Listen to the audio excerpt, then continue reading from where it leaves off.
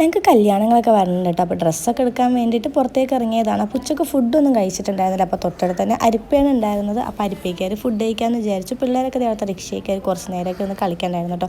അപ്പോൾ ഓർഡർ ചെയ്ത് നമുക്ക് ഊണ് കഴിക്കാമെന്ന് വിചാരിച്ചപ്പോൾ ഊണ് അവിടെ ഉണ്ടായിരുന്നില്ല. പിന്നെ സദ്യ ആയിരുന്നു. സദ്യ നമ്മൾ വാങ്ങിയില്ല.